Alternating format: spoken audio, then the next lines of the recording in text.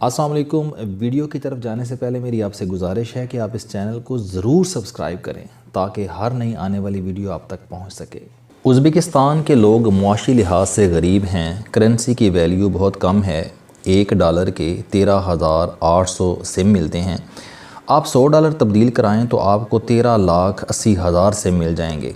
پڑھے لکھے نوجوان لڑکوں اور لڑکیوں کی تنخواہیں $150 ہیں، لیکن اس کے باوجود ازبکستان کے لوگ مطمئن ہیں۔ ان کے چہروں پر آسودگی، اطمینان اور سکون نظر آتا ہے۔ آپ کو پورے ملک میں بھکاری دکھائی نہیں دیتے، لوگ کسی کو دھوکہ نہیں دیتے، ریسٹورانوں میں ٹپ کا رواج نہیں۔ ہم نے 2-3 بار ویٹروں کو ٹپ دینے کی کوشش کی لیکن انہوں نے رقم لوٹا دی۔ ہوٹل سستے، ریسٹوران بہت اچھے اور ٹیکسیاں عام ہیں۔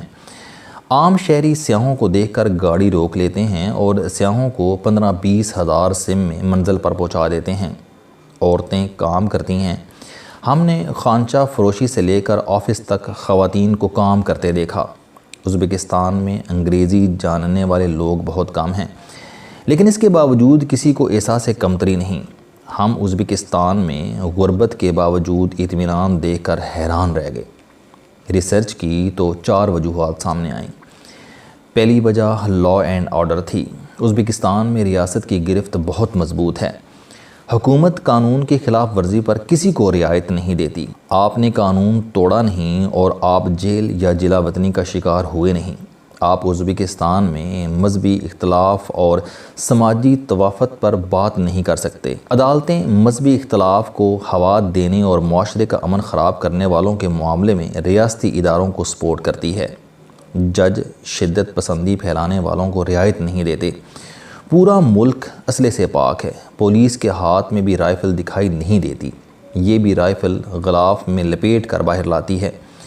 ازبکستان میں اگر کسی کے پاس اسلحہ برآمد ہو جائے تو وہ عبرتناک انجام کا شکار ہو جاتا ہے۔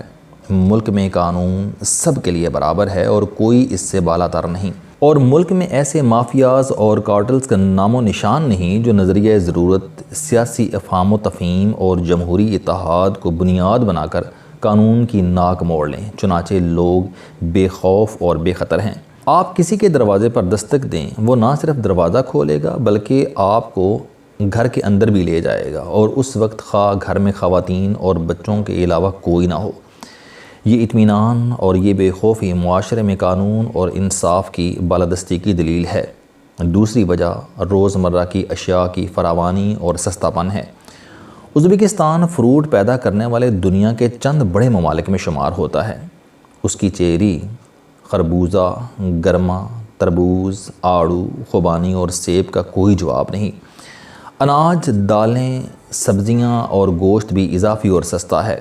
ملک کے تمام چھوٹے بڑے شہروں میں فروٹ، ڈرائی فروٹ، اناج اور گوشت کی بڑی بڑی مارکیٹیں ہیں، اور ان میں اشیاء خورد و نوش پاکستان کے مقابلے میں 3 سے 4 گنا سستی اور انتہائی صاف ستھری ہیں۔ ریسٹوران بھی سستے ہیں۔ ازبکستان کے 5 سٹار ریسٹوران میں بھی 3-4 لوگ $50 سے $70 میں کھانا کھا سکتے ہیں، اور یہ کھانا 3-4 کورس میں ہوگا۔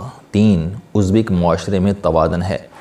وہاں مذہبی طبقہ ڈنڈا لے کر پھر رہا ہے اور نہ ہی لبرل فاشسٹ لوگ سڑکوں پر ہیں۔ مسجد اور ڈسکو دونوں موجود ہیں اور دونوں ایک دوسرے کو ڈسٹرب نہیں کرتے۔ مسجدیں بھی بھری ہیں اور ڈسکو میں بھی جگہ نہیں ملتی۔ حکومت نے معاشرے کو مذہبی فسادات سے بچانے کے لیے خصوصی بندوبست کر رکھے ہیں۔ آپ صرف مسجد یا پھر گھر میں نماز پڑھ سکتے ہیں۔ دفاتر اور کھلی جگہوں میں نماز کی ممانعت ہے۔ ازبکستان میں تبلیغ اور داڑھی پر بھی پابندی ہے۔ ملک کے زیادہ تر امام مسجد کلین شیو ہیں، لیکن حکومت اب یہ پالیسی نرم کر رہی ہے۔ حکومت نے بخارا میں ایک مدرسہ قائم کر دیا ہے۔ اس میں 200 طالب علم زیر تعلیم ہیں۔ یہ طالب علم تعلیم مکمل کرنے کے بعد مساجد سنبھال لیں گے اور انہیں داڑھی رکھنے کی اجازت بھی ہوگی۔ اور چوتھی وجہ ازبکستان کے لوگ قناعت پسند ہیں۔ یہ بنیادی ضرورتوں تک محدود رہتے ہیں، دن کو کام کرتے ہیں اور شام کا وقت خاندان کے ساتھ گزارتے ہیں۔ ازبکستان میں چائے خانوں میں بیٹھنے کا رواج عام ہے۔ ہر محلے میں ایک سرکاری چائے خانہ ہے جس میں محلے کے بوڑھے جمع ہو جاتے ہیں اور سارا دن تاش اور شطرنج کھیل کر گزار دیتے ہیں۔ ازبک لوگوں نے خود کو لالچ اور نفسا نفسی سے بچا رکھا ہے، یہ بے مہار معاشی دوڑ کا شکار نہیں ہیں۔ چنانچہ ازبک معاشرے میں اطمینان بھی ہے اور سکون بھی، جبکہ ان کے مقابلے میں آپ پاکستانی معاشرے کو دیکھیں، آپ کو ہر چہرے پر ٹینشن اور ڈپریشن نظر آئے گا۔ آپ غریب کے پاس بیٹھ جائیں یا کسی ارب پتی کے پاس، وہ آپ کو شکوہ کرتا اور روتا دھوتا دکھائی دے گا۔ ہمارے ملک میں کوئی طبقہ، کوئی کلاس خوش نہیں، لہٰذا ازبکستان کی مثال ثابت کرتی ہے کہ اگر معاشرے میں لا اینڈ آرڈر ہو، کھانے پینے کی اشیاء معیاری اور سستی ہوں، لوگوں میں توازن اور برداشت ہو اور یہ حرص اور لالچ سے پاک ہوں، تو ملک میں اطمینان بھی آ سکتا ہے اور سکون بھی۔ اور اس کے لیے رقم چاہیے اور نہ ہی کوئی ترمیم، آپ بس سرکاری مشینری کو ایکٹیو کر دیں، میرٹ کا خیال رکھیں اور لوگوں کی تربیت کریں، ملک جنت بن جائے گا۔ مجھے ازبکستان کی 2 روایات نے زیادہ متاثر کیا۔ پہلی روایت ان کی شادی بیاہ کا سسٹم ہے۔ یہ ہماری طرح جوائنٹ فیملی سسٹم میں رہتے ہیں، بڑوں کا احترام کیا جاتا ہے، گھر کے بڑے مرد جب تک پلیٹوں میں کھانا نہ ڈال لیں، خواتین اس وقت تک کھانے کو ہاتھ نہیں لگاتیں۔ ہماری طرح ان کی شادی کی رسمیں بھی کئی دنوں تک چلتی ہیں، لیکن ان کی ایک روایت ہم سے مختلف بھی ہے اور دلچسپ بھی۔ نکاح کے دن دلہے کے کنوارے دوست اپنی اپنی گاڑیاں لے کر دلہن کے گھر آتے ہیں۔ ان گاڑیوں میں کنوارے دوست کے علاوہ کوئی نہیں ہوتا۔ یہ لوگ دلہن کو لے کر شادی ہال کی طرف نکلتے ہیں تو دلہے کے دوستوں کی گاڑیوں میں دلہن کی کنواری سہیلیاں بیٹھ جاتی ہیں اور یوں دلہن کے گھر سے لے کر شادی ہال تک نئے رشتوں کی بنیاد پڑ جاتی ہے۔ رشتہ گھر کے بڑے طے کرتے ہیں، لیکن لڑکی اور لڑکے کی رضامندی کو 100% اہمیت دی جاتی ہے۔ ازبکستان کی دوسری روایت کا تعلق سیاحوں سے ہے۔ ازبکستان میں سیاح صرف ہوٹل میں رہ سکتے ہیں، یہ کسی کے گھر اقامت اختیار نہیں کر سکتے، اور اگر کریں تو صاحب خانہ اس کی اطلاع پولیس اسٹیشن میں دینے کا پابند ہے۔ ہوٹل کی انتظامیہ ہوٹل چھوڑنے پر سیاح کی آن لائن رجسٹریشن کر دی ہے۔ سیاح اس کے بعد جہاں جاتا ہے یہ ریاست کی نظروں کے سامنے رہتا ہے۔ ازبک حکومت اس بندوبست سے ملک میں داخل ہونے والے تمام غیر ملکیوں کی حرکات پر نظر رکھتی ہے، چنانچہ یہ لوگ جاسوسوں سے بچے ہوئے ہیں۔ ازبکستان میں ہر چیز سرکاری کنٹرول میں ہے۔ آپ حکومت کی اجازت کے بغیر جلسہ کر سکتے ہیں، جلوس نکال سکتے ہیں اور نہ ہی تقریر کر سکتے ہیں۔ پاکستان اور ازبکستان کے درمیان صدیوں کا رشتہ ہے۔ ہماری زبان کے 30% الفاظ ازبک ہیں۔ ہمارے کھانوں، لباس اور فیملی سسٹم میں ازبکستان کی خوشبو موجود ہے۔ ازبکستان جغرافیائی لحاظ سے بھی پاکستان کے قریب ہے۔ ہم لاہور سے صرف 2.5 گھنٹے میں تاشقند پہنچ جاتے ہیں۔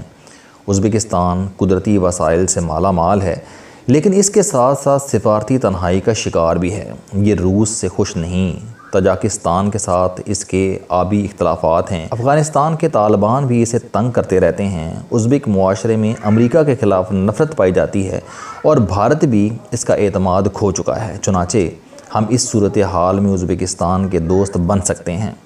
ازبکستان کو سمندر تک رسائی چاہیے، ہم اگر تھوڑا سا حوصلہ کریں، افغانستان اور ازبکستان کو میز پر بٹھائیں اور ترمز سے مزار شریف اور مزار شریف سے گوادر تک سڑک کھول دیں تو ازبکستان، افغانستان اور پاکستان تینوں خوشحال ہو سکتے ہیں۔ ہم ازبکستان کو گوادر تک رسائی دے کر اس سے گیس، بجلی اور اناج لے سکتے ہیں۔ ازبکستان کی عمر بمشکل 34 سال ہے۔ اسے ترقیاتی کاموں کے لیے بیرونی ہاتھ چاہیے۔ ہم ازبکستان سے اپنے سفارتی رشتے مضبوط کر لیں تو ہمارے ہنرمند اور کمپنیاں ازبکستان میں بہت کام کر سکتی ہیں۔ ازبکستان ترکی کے بعد دنیا کا دوسرا ملک ہے جس کے عوام پاکستانیوں کا احترام کرتے ہیں۔ یہ ہمیں حاجی سمجھ کر ہمارے ہاتھ چومتے ہیں۔ ہم اس عقیدت، اس محبت کو سفارتی تعلق میں تبدیل کر سکتے ہیں۔ ہمارے سامنے تعلقات کا پورا سمندر کھلا پڑا ہے۔ ہم اگر اس میں غوطہ نہیں لگاتے تو ہم سے بڑا بے وقوف کوئی نہیں۔ آپ یاد رکھیں، قدرت بے وقوف انسانوں کو تو معاف کر دیتی ہے، لیکن یہ بے وقوف قوموں کو کبھی معاف نہیں کرتی، اور ہم ازبکستان کو دوست نہ بنا کر بے وقوفی کریں گے۔ السلام علیکم۔ آپ اسٹوڈنٹ ہیں، کوئی جاب کرتے ہیں، کاروبار کرتے ہیں، یا پھر آپ گھریلو زندگی گزار رہے ہیں۔ اگر آپ اپنی زندگی کو بدلنا چاہتے ہیں تو اس چینل علم دوستی پر آپ زندگی میں کامیابی کے لیے جاوید چوہری صاحب کے موٹیویشنل، سوشل، سیلف ڈسکوری سے ریلیٹڈ اور صحت سے متعلق بے شمار کالم سن سکتے ہیں۔ میرا دعویٰ ہے کہ یہ چینل آپ کی زندگی بدل دے گا۔ اس چینل کا مقصد اچھی باتیں معاشرے میں پھیلانا ہے اور اچھی بات کو دوسروں تک پہنچانا صدقہ جاریہ ہے۔